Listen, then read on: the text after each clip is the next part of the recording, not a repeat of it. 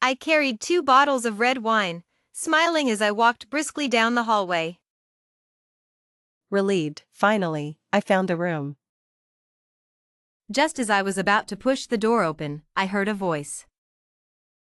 Mocking, Charlie, when is your little follower arriving? My hand froze in midair. It was him, the one who tormented me in college. Confident, don't worry, she'll be here soon. I already called her, she should be on her way. Laughing, I heard she lost weight but still has a crush on you. So, Charlie, when are you planning to take her in? My breath caught as I anxiously awaited his response. Derisive, so what if she lost weight? She's still unattractive. Take her in? Don't make me laugh, I can't even stomach the thought. The room erupted in laughter. Laughing, Charlie, you're too much. That poor girl still thinks you're her hero. The first to notice me was a bespectacled guy sitting next to Charlie. Shouting, "Stop laughing, Grace is here." The bully scratched his head, awkwardly looking up. Awkward, oh crap. We were just joking. Ignoring the admiration in his eyes, I grabbed the half-full beer in front of him and splashed it over him. Angry, these 2 bottles of red wine are 198 yuan. WeChat or cash? Charlie didn't answer, his sharp eyes unreadable. Unfriendly, forget it, I'll consider it charity. Goodbye. I turned and left, refusing to shed a tear in front of him. From that moment on, the person I had idolized for 3 years was no longer the moon in my heart but the dirt beneath my feet. I ran desperately, escaping the suffocating place. The moon hung cold and distant in the sky. Whispering, I chased Charlie for 3 years, never expecting that I would be the one to give up first. That bully, he was actually good friends with Charlie. He was the person I despised most during my entire college life. When I first started college, I was particularly overweight, weighing 135 pounds. My double chin merged with my neck, making it hard to tell them apart. Mocking, hey, do you have the contact info for the girls you were with? Serious, no. Shouting, don't lie. I know you live together. Just give me the WeChat of the girl in the middle. Firmly, I don't have it. If you want it, ask her yourself. Angry, don't be so full of yourself. You don't have hers, but you must have yours. Add me on WeChat and send me her photos. I said nothing, lowering my head and walking past him. The next second, he grabbed my hair. Angry, you fat pig. What kind of look was that? Think I want to date you? Get real. Look at yourself, so unattractive and wearing a dress. Even pigs aren't as shameless as you. Whispering, I knew I didn't look good in a dress, but being insulted so bluntly was a first. From then on, every time the bully saw me, he would block me with a group of people, taking turns mocking and laughing at me, taking photos and posting them online. Sad, I didn't want to lose weight, but my body was naturally like this. Even if I only drank a sip of water a day, I would still be overweight. After the college entrance exam, I started a crazy weight loss plan, ending up in the hospital, exhausted. Hopeful, be yourself, not to live for others' opinions. Relieved, I listened to her, stopped torturing myself, and gave up on losing weight. I held on to that belief until I met Charlie. Having grown accustomed to the bully's harassment, I no longer went out of my way to avoid him. Pig, why aren't you hiding anymore? The bully, with a cigarette dangling from his mouth and a malicious look in his eyes, blocked my way and pointed to his crotch. Come on, crawl through here. Let the guys record a fun video, and we won't bother you anymore. How about that? I held back the nausea rising in my stomach and vomited right in front of him. The meager breakfast I had eaten spilled out, splattering all over his pants. I crouched down, hearing his furious roar as fists and kicks rained down on me. Those punches landed on the soft flesh of my back like they were hitting cotton, causing no real harm. I was like a compliant punching bag, squatting there obediently as they exercised with sweat pouring down. It was at that moment I realized, even someone overweight can feel pain. What are you doing? The force on my body suddenly disappeared. I looked up to see a gentle and delicate face. He stood in front of me, pushing away the violent fists. The sunlight behind him made him look like an angel descending from the heavens. Are you okay? I stared at him, speechless. He helped me up and gently wiped the dust off my face with his sleeve. I followed him as he led me to the playground. Don't worry, as long as I'm here, those people won't bully you anymore. When he said this, he avoided my gaze. Ironically, I thought he was shy at the time. Looking back, it was probably because I was too unattractive. If he had looked at my face while saying those words, he would have been disgusted. The chilly wind dried my tear-streaked face, and the pain in my heart slowly faded in the cold, silent night. My heart still ached, a price for my foolish infatuation. How could I have been so proud just because he showed me a bit of kindness? Grace! Charlie caught up with me, grabbing my wrist from behind. His hand was cold, perhaps just like him. The warmth I felt was probably an illusion, or worse, a deliberate one. Charlie, isn't it disgusting? What? I said, isn't it disgusting to hang around someone like me all the time? You must have found the breakfast I made for you revolting, right? When I called you my hero and looked at you with those infatuated eyes, you must have been so disgusted you couldn't sleep, right? Charlie's pupils contracted sharply, his face turning very grim. So you heard everything. I broke free from his hand and suddenly laughed. Keep pretending, Charlie. Why stop now? Do you remember how you used to talk to me? You were so good at pretending to be a gentle, kind-hearted gentleman. I really admire you. I laughed until tears came out, stumbling a bit. I really admire you. Despite being disgusted by me, he pretended to care. When we first met, what did he say to me?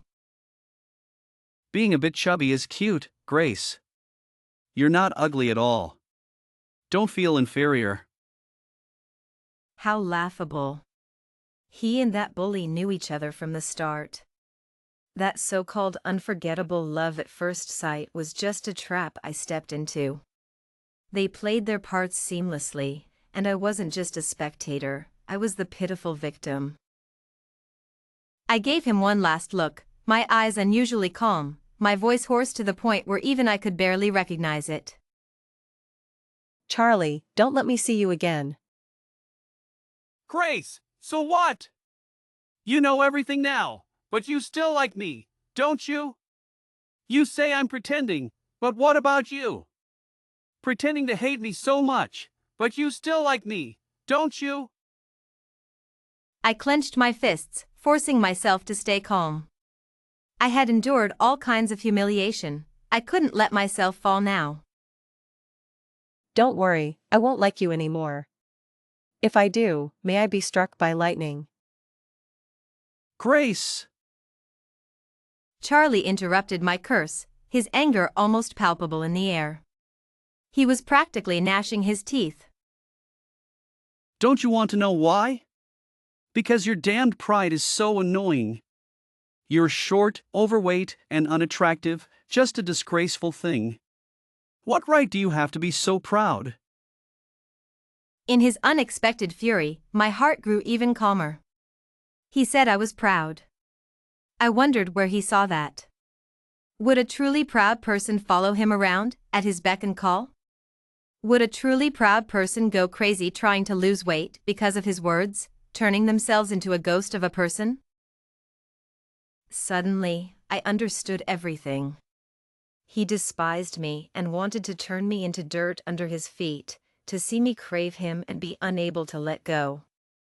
So he kept his distance, occasionally saying something ambiguous to keep my heart in turmoil, watching me obey his every command. He must have felt very pleased. I couldn't understand why he would go to such lengths to scheme and act against someone like me. This cruel and boring game of pursuit, he could have played it with any beautiful girl if he wanted. I considered myself a dull person, yet I had played along for 3 years. But youth is precious, and I was tired. I didn't want to play anymore. Grace, you haven't wished me a happy birthday yet. What an inappropriate thing to say, yet Charlie said it so righteously. Perhaps I had spoiled him over the past 3 years, making him think I had no boundaries. Today was his birthday. I had been eager to celebrate it for him, and he gave me such a big surprise in return. Happy birthday. I bit down hard on the words happy birthday. He forced a stiff smile, his tone smug. Then I'll see you tomorrow. My facial muscles twitched involuntarily, a flash of white light crossing my mind. Was this guy insane? I screamed internally, see you in your dreams. I didn't take his see you tomorrow seriously, nor did I bother with the hassle of blocking or deleting him. After all, as long as I didn't actively seek him out, there would be no further interaction between us. But I realized I was too naive. Because he was indeed crazy. Early in the morning, my phone was bombarded with messages. I wanted to kick myself for not putting it on silent last night, but usually, no one ever contacted me. I couldn't figure out who would disturb my sleep so early. When I checked the screen, all the messages were from the person I had pinned as Prince Charming. The first message read, Grace, why haven't you brought breakfast yet? The second, where's breakfast? Grace, are you still in bed? The third, Grace, I'm hungry. I confirmed that these messages were indeed sent this morning. So, who was the one not fully awake? Charlie had picky tastes, especially when it came to breakfast. He didn't like soy milk, buns, noodles, or any kind of flour-based food. He could barely tolerate mildly sweet rice porridge with a peeled egg. This wasn't a high demand, but the problem was that he was never satisfied with the porridge from any place. Grace, your porridge is so delicious. Can you make it for me every day? That was the first thing he said after taking a sip of the porridge I had made for him, after waking up at 5 in the morning to cook it for 2 hours. He showed a rare childlike smile, like a baby eagerly waiting to be fed. I hated getting up early, but for that smile, I agreed without hesitation. He was overjoyed, hugging my waist and spinning me around. At that moment, I silently vowed to make porridge for Charlie for the rest of my life, just for him. It turned out that my rest of my life lasted only 3 years. He disliked me so much, but he must have really liked my porridge to tolerate my constant presence. Unfortunately, I would no longer be his free maid, cooking porridge, ironing clothes, or running errands for him. The message notifications kept ringing. I realized this was the first time he had ever initiated contact with me, and he sent so many messages at once. But these messages were now meaningless, just a waste of my phone's memory. With a few taps on the screen, I finally pressed the delete button. The next second, his call came through. Grace, where's my breakfast? Did you forget? Charlie, don't contact me again, or I'll think you're crazy. He seemed stunned for a few seconds, then raised his voice in disbelief. Grace, what do you mean? I didn't respond, hanging up with a click. I quickly blocked his number and pulled out the SIM card, tossing it into the trash. Suddenly, a wave of dizziness hit me, my mind feeling like it was about to split open. Something seemed to break inside my soul, replaced by a beast that had been caged, now roaring to break free. I couldn't let it out, the doctor had warned me. If I lost control, I didn't know what I might do, perhaps harm myself or others. I knew I was close to a breakdown. I had stopped taking my medication for 6 months, all because of a casual comment from Charlie. I overheard him chatting with a friend, who asked what kind of girls he liked. He replied, Of course, someone slimmer. To be slimmer, I started a self-destructive weight loss regimen. I had been suffering from severe bipolar disorder since middle school, taking countless medications. Even when the hormonal imbalance made me bloated and unrecognizable, I didn't stop. Stopping the medication wouldn't help, it could harm others, even my family. Continuing the medication meant my body would become more misshapen, but at least I wouldn't affect others. So, I chose the latter. After meeting Charlie, my condition never flared up again. Even when I was on the verge of an episode, his gentle smile would calm me like a tranquilizer. I began reducing my medication. Determined to lose weight, I ignored medical advice and stopped taking my meds altogether. To control my weight, I found methods online to induce vomiting. After making porridge for him in the morning and having a bit with him, I would return to my dorm and stick my fingers down my throat until I vomited everything out.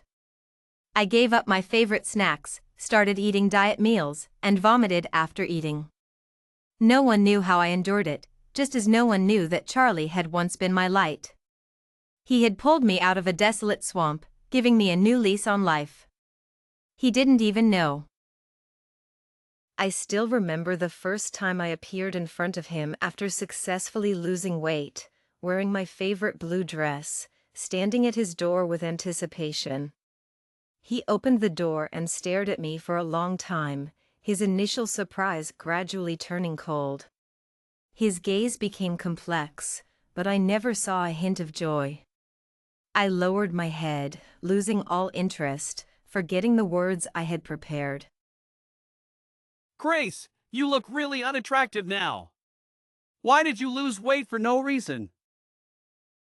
It felt like a bucket of cold water had been poured over me, chilling me to the bone. I grabbed my bag and turned to leave. Charlie immediately pulled me back, his face softening into a gentle smile. I was just joking, Grace. You don't mind, do you? It's fine. I pretended nothing had happened, sitting down to tidy up his messy sofa, but inside, I felt like a wound had been torn open, leaving me speechless with pain. Charlie turned on the TV, his gaze occasionally drifting towards me.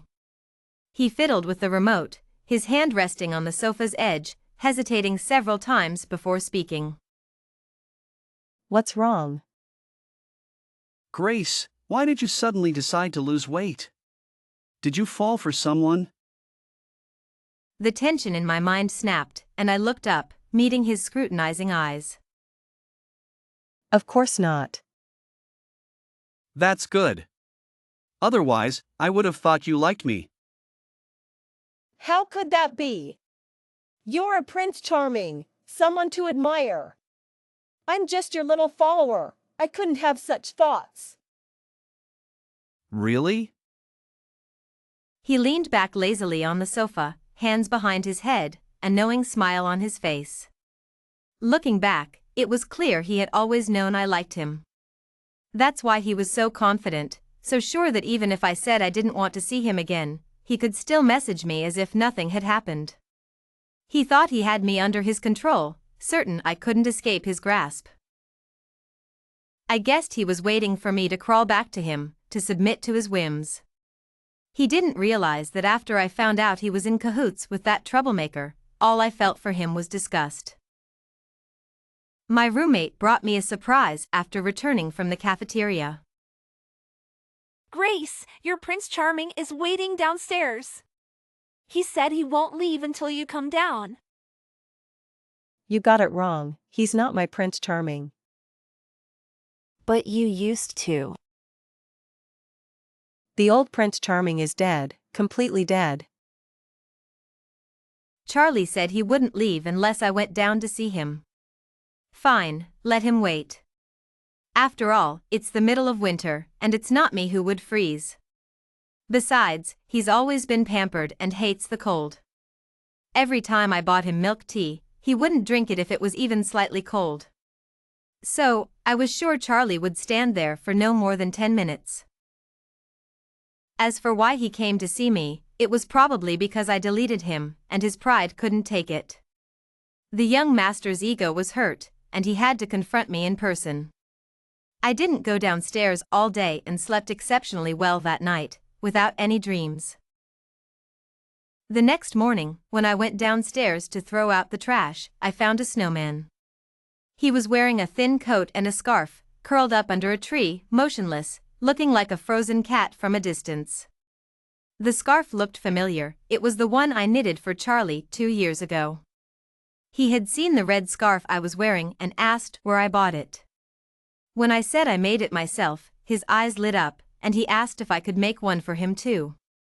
I knitted one as quickly as I could, using blue yarn, but he never wore it. I looked away, telling myself not to waver. If he didn't take care of himself, that was his problem, not mine. I didn't need to feel guilty. After disposing of the trash, I walked past him towards the nearby track to start my morning run as usual. Grace. A wave of bitterness surged in my heart, and I finally stopped and quickly walked over to him. I squatted down and asked helplessly, Charlie, what do you want? Are you trying to freeze yourself and make me feel guilty?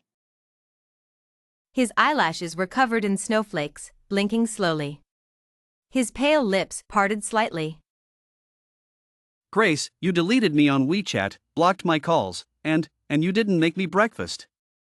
I waited for you all night, and you pretended not to see me. His eyes were wide open, his brows furrowed, and his gaze was full of silent accusation. I sighed, feeling incredibly tired all of a sudden. Charlie, is this your new way of messing with me? He still looked at me with that innocent face, confused. What? Charlie, I offended your good friend, so you all staged a play. You played the savior to rescue me from misery. You said you hated my arrogance, but you just wanted to see me repent at your feet, didn't you? Charlie's lips twitched, a cloud of gloom rising in his eyes. He furrowed his brows even tighter and finally turned his head away in frustration, his voice somewhat guilty. Is that what this is about? How long ago was that? Why are you still holding a grudge? Besides, he never bothered you again, did he? Even if it started as a prank, I never mistreated you when you were with me. Why are you ignoring me because of this?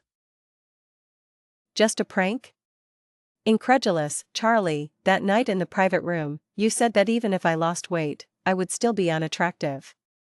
Can I take that to mean you've always despised me, but the prank wasn't over, so you endured your disgust to keep playing the part? Charlie lowered his eyes, his face darkening. He struggled to explain.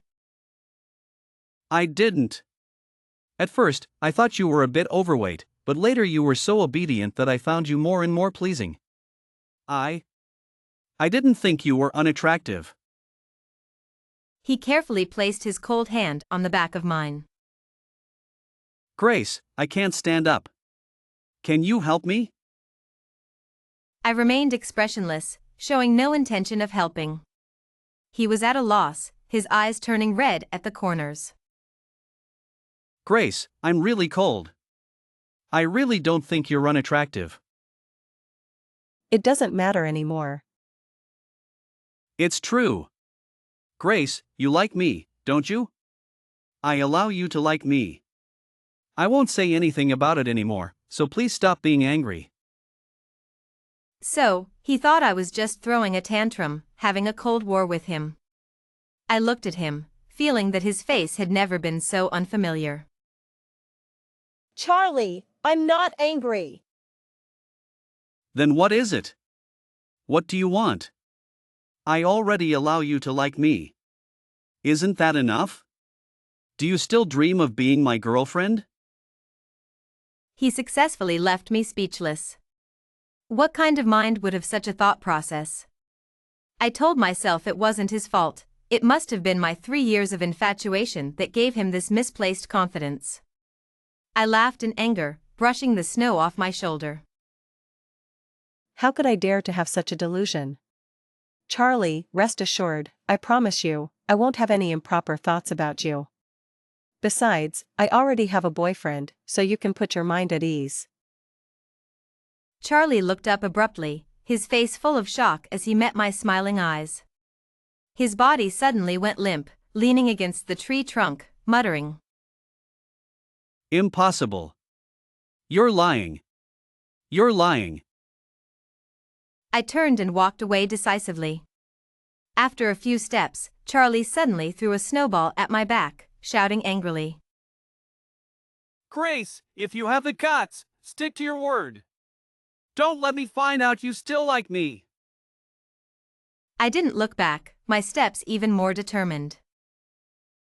Grace. He was still saying something, but I couldn't hear it anymore. Charlie brought the troublemaker to apologize to me while I was treating the president of the Go Club to some milk tea. I had shamelessly asked him to pretend to be my boyfriend. Do I look like I'm joking? Are you serious? Yes, I am. Do you agree? I agree. John, usually a master at Go, now seemed a bit flustered. Upon closer inspection, I noticed that the skin under his ears had turned red. How long do you want me to pretend? Don't worry, it won't be long. Oh, and don't call me Grace, it's too formal. Then what should I call you? Call me Cece. Just as he was about to say something, a loud shout from outside the door startled him. Grace. Charlie strode in, his face dark, grabbing my wrist and pulling me outside without a word. Let her go. Who do you think you are? Get out of my way. He's my boyfriend. Charlie looked like he had been struck by lightning. His body stiffened, and his face darkened even more. He grabbed John's collar but spoke to me. Grace, are you that desperate? Well, with your looks, you can only find someone like him. Before he could finish, John punched him. You can insult me, but you have no right to insult Cece. She's my girlfriend, and you have no right to talk about her. Say it again if you dare. I tugged at his sleeve, trying to calm him down. Charlie, calm down. Let's talk this out without involving innocent people. Charlie stared at me for a long time before putting down the stool with a loud clatter. He placed his hand on mine. He called you Cece? How dare he? He's my boyfriend. Why can't he? He's not. I say he is. I don't agree. I thought we had made things clear. Charlie didn't respond. He turned his head and called out to someone standing outside. Come in. It was the troublemaker. Charlie had brought him along. Tell her. The troublemaker glanced at me before slowly saying, Grace, I used to bully you, and I'm sorry. But this has little to do with Charlie. At first, I told him about you, and he thought it was fun to mess with you. Later, when you followed him around like a god, he wouldn't let us bother you anymore. Charlie, he cares about you. After saying that, he left on his own. Charlie glanced at me awkwardly before saying seriously. Grace, you heard him. He apologized. Let's put the past behind us. If you regret it and want to come back to me, I won't hold it against you. Forget it, Charlie.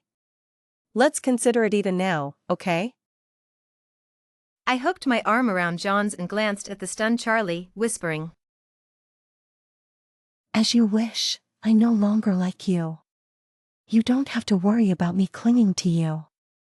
Charlie, you'll have other followers. Just let me go. I watched as the color drained from his face. He didn't chase after me, and I didn't look back. I turned to the silent John. Sorry, John. I really did want to treat you to milk tea. Cece, can I know why? Because of Charlie. I used to like him. He hated me and worried I still liked him. So, I had to tell him I had a boyfriend. That's why. Cece, are you sure he really hated you? Of course, I'm sure. I heard him say it myself. Even if I lost weight, I'd still be unattractive. I said it calmly, but only I knew how much it hurt. Because I had always been insecure. Cece, I don't agree with what he said. To me, you've always been beautiful. Always? Yes, always. Cece, I even have old photos of you on my phone. You don't mind, do you? I widened my eyes, dumbfounded. He opened his photo album, and I saw the chubby, plump version of myself. It must have been when I first joined the Go Club. The place was crowded, and I stood alone in a corner. There was a weak stray cat lying on the grass under the eaves. Worried it might get trampled, I picked it up and placed it in a nearby flower bed. I didn't expect someone to capture that moment. The afternoon sun was particularly bright. I stared at the girl holding the cat in the photo, at her serene profile, and realized she wasn't unattractive at all. Cece, whether in the past or now, you've always been the same to me. You're wonderful, both inside and out.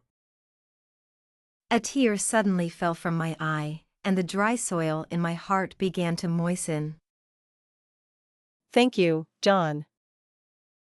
If it weren't for him, I wouldn't have dared to face my past self. I had always been running away and denying it because of my embarrassing appearance. But now, someone stood before me, showing me my past self from an outsider's perspective. He told me I was great, even the chubby, overweight me was great. Cece, I don't want to just pretend to be your boyfriend. I like you. Will you give me a chance? His embrace was broad and warm, with a faint lemon scent. I slowly placed my hands around his waist, hearing my heart beat faster and faster. I agree. The day after Ethan and I got together, he asked me to go see a movie. Grace, let's go see a movie tonight. I leaned on his shoulder, quietly watching the cheesy and boring teen movie with him. He even cried several times during the separation scenes of the main characters. Such a sensitive guy. Knowing I got motion sickness, he accompanied me on the subway back to school. I started dozing off on the subway, and without a word, he took off his down jacket and draped it over me to keep me warm. After getting off the subway, he carried me on his back under the moonlight all the way back to school. Grace, we're here. Go upstairs and sleep. I lay on his back, groggily looking at him. His ears were a bit red, and his face felt warm. Feeling mischievous, I slipped a hand inside his sweater collar and touched his neck. Startled, he immediately put me down. Ha ha ha. I squatted on the ground, laughing gleefully. He pulled me up from the ground and ruffled my hair helplessly. Grace, stop laughing and go to sleep. I don't want to. I just want to laugh. Ha ha ha. I laughed while reaching out to tickle his armpit. He quickly grabbed my mischievous hand and started laughing himself. The moonlight was hazy, casting a silvery glow all around. Before I knew it, we were kissing, my arms around his neck, his arms tightly around my waist, lost in each other's embrace. Grace. I was immersed in Ethan's passionate and gentle kiss when I suddenly heard a trembling voice call out. Grace! I turned around and saw Charlie's pale face in the moonlight. Charlie, what's the matter? Charlie staggered, retreating a few steps, his eyes filled with immense pain. But in the end, he just shook his head lightly and said nothing. He quickly turned and ran away, his figure blending into the endless night. His appearance was just a minor episode that didn't stir any waves in me. I didn't think much of it. Until I noticed he came by every night. He would stand under the poplar tree outside the dormitory, smoking. In the morning, on my way to class, I would see cigarette butts scattered around the tree. The ashes were still warm. But I distinctly remembered that he hated the smell of smoke. I didn't understand why he did it. He kept coming, watching Ethan and me hug, kiss, and say goodnight under the dormitory, then leaving again and again. I never gave him a glance. Tonight, he wouldn't see me. My relationship with Ethan was natural and effortless. The more time we spent together, the more inseparable we became. He made me like myself more and more. So, I was willing, even secretly looking forward to it. He was gentle throughout, giving me a happiness I had never experienced before. At the stairway in the morning, I stood 2 steps above Charlie, looking down at his bloodshot eyes. He chuckled softly, but there were tears in his eyes. Grace, that day in the box, I said those things on purpose. I told everyone you were unattractive. I didn't want you to lose weight because I was afraid they would covet you. Because you were mine, they couldn't think you were good, couldn't look at you more, and couldn't like you. I wouldn't allow it. I see. I walked past him, brushing shoulders. The winter sunlight streamed into the stairway, a mix of light and shadow. On the wall, our shadows intersected briefly before moving further apart. He was still wearing that faded blue scarf, the wind lifting the last section, like expired affection, dissipating like smoke, never to return.